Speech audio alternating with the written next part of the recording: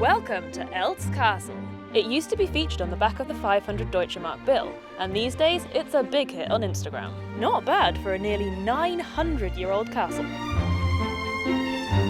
There are an estimated 20,000 castles in Germany, although some look a little worse for wear. But whether romantic ruins or fairy tale perfection is your thing, you're spoilt for choice here. There's even a route called Castle Road that stretches all the way from Mannheim to Bayreuth and takes you past some 60 castles. The glorious Schloss Neuschwanstein in Bavaria is one of the most visited castles in the whole of Europe, and is even said to have inspired Walt Disney. Okay, time for a quick language check. On a fairy tale sightseeing tour through Germany, you're probably going to see two different words being used, Burg and Schloss.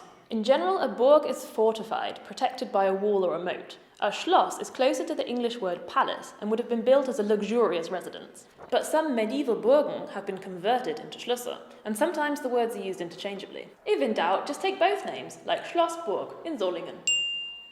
The Normans were the pioneers when it came to castles in Europe. The Germans caught on in the Middle Ages. So how can you recognise a German castle in a lineup? One clue might be a tall tower in the middle called a Bergfried. Unlike the English keep, it was not intended for people to live there. It was for observation, defence and status. Palaces then took the reins from around the 16th century, and they were all about showing off, really. Germany looked to France and Italy for aesthetic inspiration. In fact, Ludwig II of Bavaria, who was known as the fairy tale king, decided to build his own version of the Palace of Versailles. Sadly, he ran out of money before his Herrenchiemsee palace was finished. Happens to the best of us, Ludwig.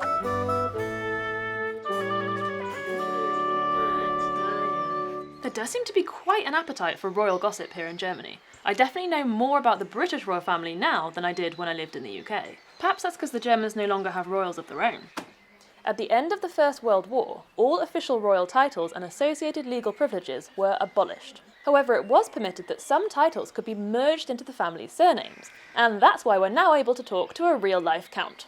Ich heiße mit vollem Namen Dr. Karl Graf und edler Herr von und zu Elz, genannt Forst von Stromberg. Wofür stehen von und zu? Wir sind entstanden auf Elz und wir sitzen jetzt noch auf Elz. Von und zu.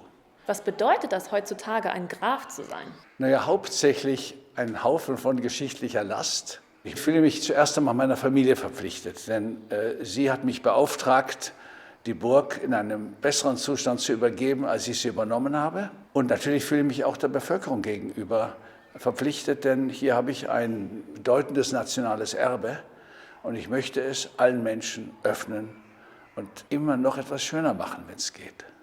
Apart from counts and tourists, who else might you find in a castle? There are plenty of spooky legends surrounding Germany's castles.